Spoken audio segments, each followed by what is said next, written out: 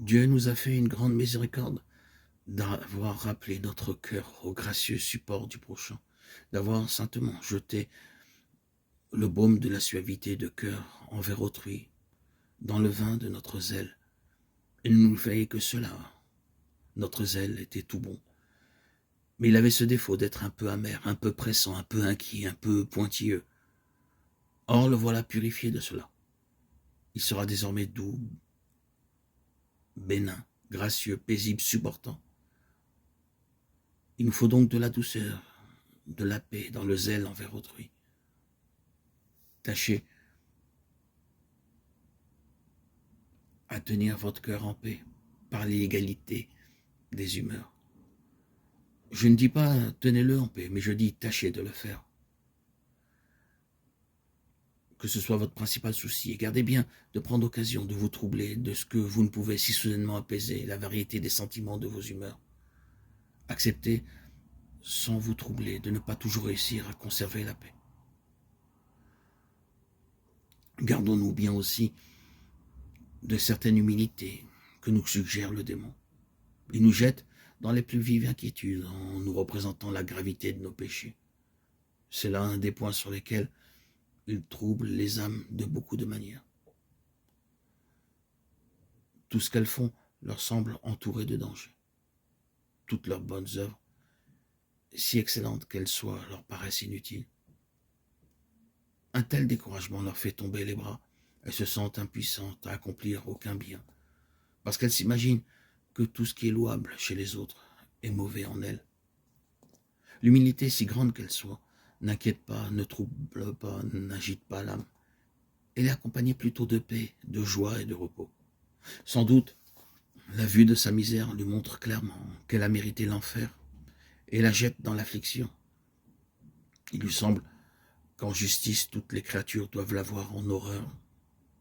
Elle n'ose pas, pour ainsi dire, demander miséricorde.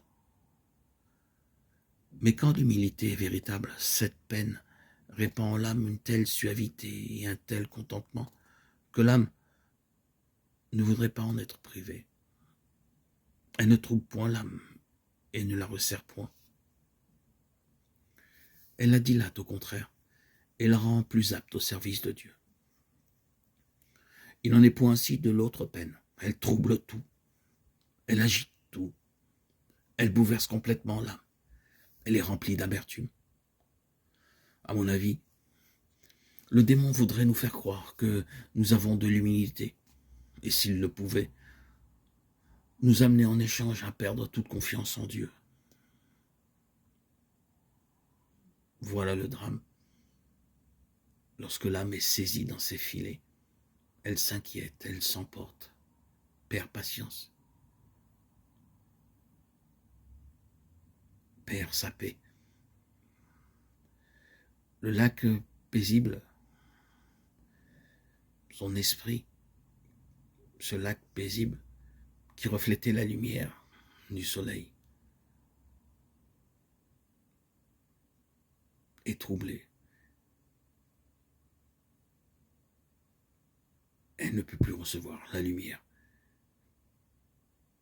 qui faisait d'elle la représentante de Dieu. Son visage est agité, son expression est perturbée.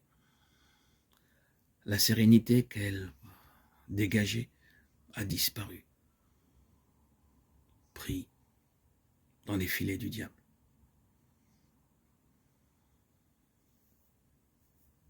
Dans l'anxiété de ce monde.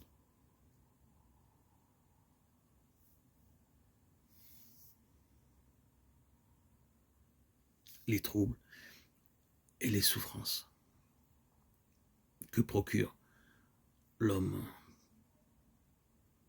pris dans les pièges, les distractions, les loisirs à profusion que nous offre ce monde anéantissent la joie, la pureté de cœur. Et l'homme recherche une paix, une distraction ailleurs que celle dans le Seigneur.